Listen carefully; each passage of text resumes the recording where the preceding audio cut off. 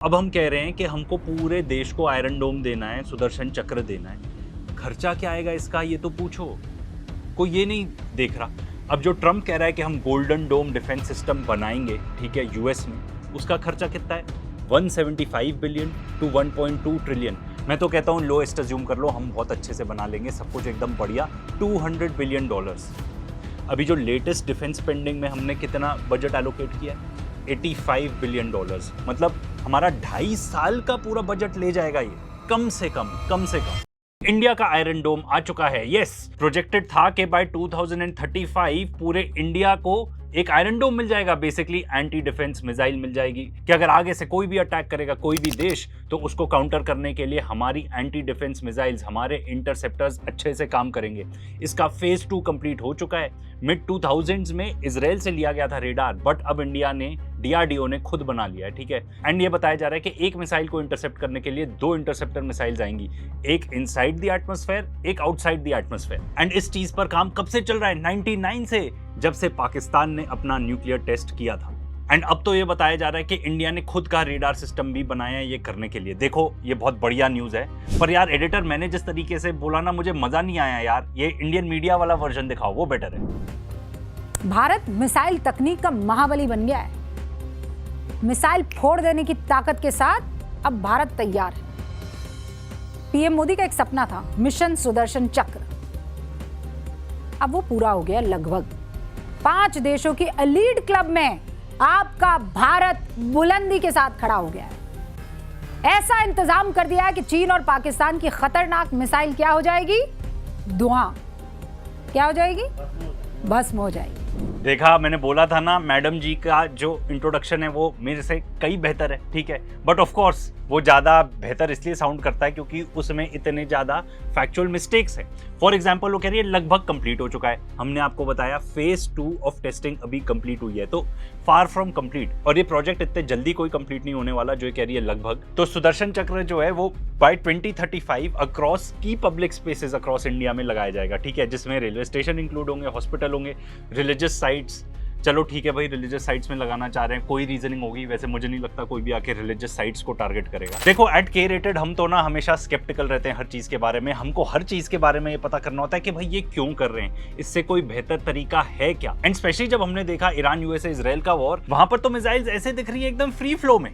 Missiles आ रही है, interceptor आ भी रहे हैं तो भी नहीं दिख रहा, ऐसी कोई इंटरसेप्शंस दिख ही नहीं रही। तो भाई हमें लगा हम तहकीकात करें कि हमें पूरे इंडिया को ऐसा कोई सुदर्शन चक्र चाहिए क्या। तो भाई ये रूबिका लियाकत ने अपना जो पाठशाला दी है, इसमें बताया कि हम रशिया, चाइना, यूएसए, इजराइल जैसे देशों में शामिल हो गए, ठीक है। तो सबसे पहले इजराइल की स्थिति देख लेते हैं, क्योंकि हमने रेडार भी वहीं से लिया है।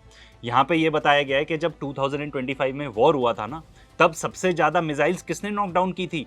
आयरन डोम ने बिल्कुल नहीं की थी, यूएस का जो थर्ड सिस्टम था उसने करी थी। एंड ये जो थर्ड मिसाइल है ना, इसके एक इंटरसेप्टर का कॉस्ट पता है कितना होता है? $13 मिलियन होता है। एंड 2010 से लेके आज तक, till the time of this article, like a few months back, total कितने खरीदे थे पेंटागन ने? 650, सिर्फ 650। मतलब ये इतनी महंगी चीज है, इतनी प्रेशियस चीज है। और पिछले साल इन्होंने सिर्फ 37 ही खरीदी है। एंड जब भी इजराइल ने वॉर लड़ा है ऑफ लेट, ठीक है, ईरान के अगेंस्ट, है 2025 हो या रिसेंटली कंक्लूडेड वॉर 2026 का हो, उसमें जो मेजर इंटरसेप्शंस थी सारे अमेरिकन डिफेंस सिस्टम्स ने ही करी थी। अमेरिकन इंटरसेप्टर्स ही मेजरली यूज भी हुए थे। जो इजरायली इंटरसेप्टर्स हैं, चाहे उनका आयरन डोम हो गया, ठीक है, एंड आयरन डोम भी एक अकेला आयरन डोम नहीं है, उसके अंदर बहुत सारी लेयर्स हैं, जैसे कि डेविड स्लिंग हो गया, एरो सिस्टम्स हो गए।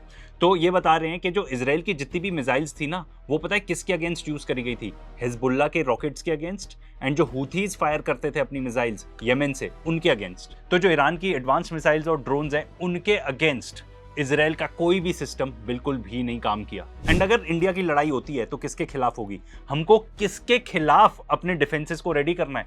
पाकिस्तान हो गया, चाइना हो गया।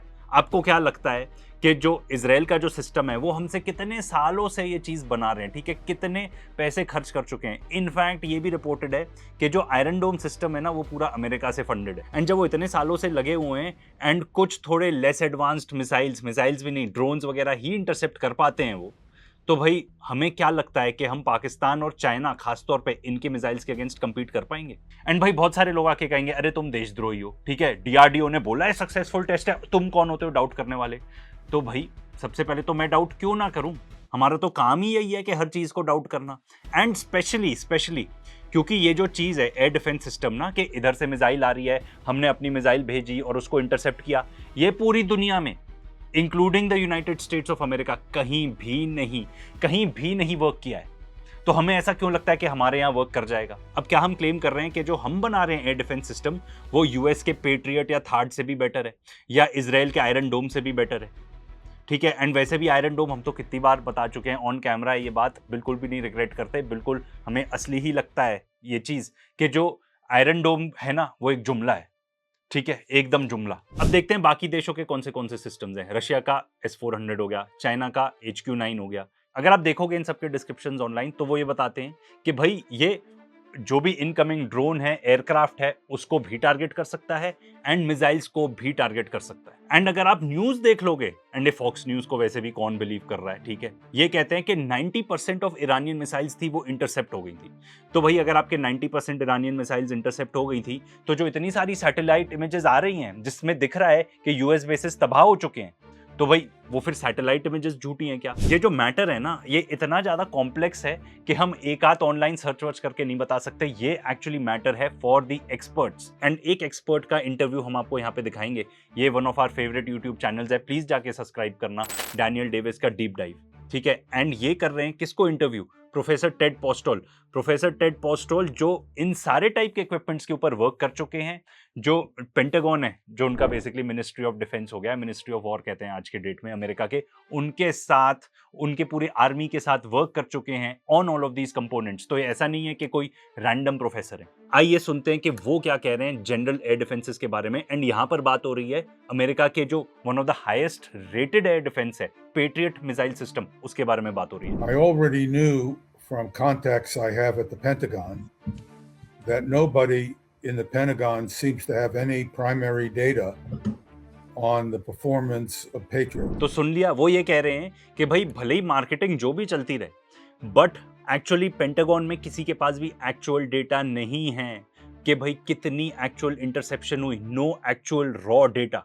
एंड विदाउट रॉ डेटा आप कुछ भी आके मार्केटिंग कर लो, क्या फर्क पड़ता है? They're getting claims from the contractors, but no evidence of any kind. And as I'll show, the evidence is that the system is not working at 90%. It's working at 2 or 3 or 4%. तो वो ये क्या बता रहे हैं कि ये जितना भी बता रहे हैं ना कि 90% वर्क करता है, ये सब एक जुमला है, ये सब झूठे, मतलब ये सब झूठ है। ये सब प्रेजेंटेशन में बताने में अच्छा लगता है। एंड वहाँ पे जो कॉन्ट्रैक्टर्स हैं डिफेंस के, लाइक जो मिलिट्री इंडस्ट्रियल कॉम्प्लेक्स है बेसिकली, वो आपको आके झूठ बताता है, आपको मतलब पेंटागन को आके झूठ बताता है, एक्चुअल कोई डेटा नहीं है। असली में इंटरसेप्शन रेट कितना है? 2 to 3%। एंड यही रीजन है कि भाई ये देखो, न्यूयॉर्क टाइम्स का आर्टिकल है, बता रहा है कि जो गल्फ स्टेट्स हैं वो फ्रस्ट्रेटेड हैं क्योंकि जो ईरान की मिसाइल्स हैं वो टैकल ही नहीं हो पा रही। एंड गल्फ स्टेट्स के पास अमेरिकन एयर डिफेंस सिस्टम्स भी थे, ठीक है, ये Patriot third, we are not aware कि था उनके पास या नहीं। एंड उनके पास आयरन डोम भी था, इजराइल ने अपना आयरन डोम भी वहां पे डिप्लॉय किया था। तो मन को शांति देने के लिए अच्छा है, और हमारे पास ये सब है, बट एक्चुअली ये सब चीजें वर्क नहीं करती। एंड आप फालतू के अपने पैसे भी वेस्ट कर देते हो। अब ये देखो अमेरिका की कितनी बुरी हालत हुई थी ईरान वॉर के दौरान, ये तो हम आपको इतने मल्टीपल वीडियोस में बता चुके हैं, इतने सारे एविडेंसेस हैं, उसके ऊपर फिर से नहीं जाएंगे। बट आप ये देखो, 5 दिन के अंदर जब वो वॉर चल रहा था, इन्होंने $2.4 billion worth of patriot missiles launch कर दी थी सिर्फ 5 दिन में। मतलब कितना पैसा फूक डाला फालतू का, कितना पैसा, जिससे और क्या क्या हो सकता था, ठीक है। जो यूएस आर्मी है, ठीक है, ये जो PAC-3 इंटरसेप्टर्स यूज करती है, इसका कॉस्ट आता है बिटवीन 3 to 3.9 मिलियन एक मिसाइल का, एक मिसाइल। एंड आइडियल सिचुएशन में एक मिसाइल जो अगर आ रही है उसको इंटरसेप्ट करने के लिए आपको 2 फायर करनी पड़ेगी बेयर मिनिमम। तो आप ऑलमोस्ट $8 मिलियन फूक रहे हो उस चीज पे कि भाई वो मिसाइल इंटरसेप्ट हो जाएगी। एंड उसका भी सक्सेस रेट कितना है, हमको प्रोफेसर पोस्टोल ने बताया, 2 to 3%। तो अभी तक तो जो दिख रहा है, this is an absolute waste of money. And देख लो जो यूएस मिलिट्री है उसने कितने, हाफ ऑफ पेट्रियट मिसाइल्स इन्होंने जितनी बनाई थी, जितना इनका स्टॉक में था, जितना स्टॉक था उसकी आधी यूज कर चुके हैं ये लोग।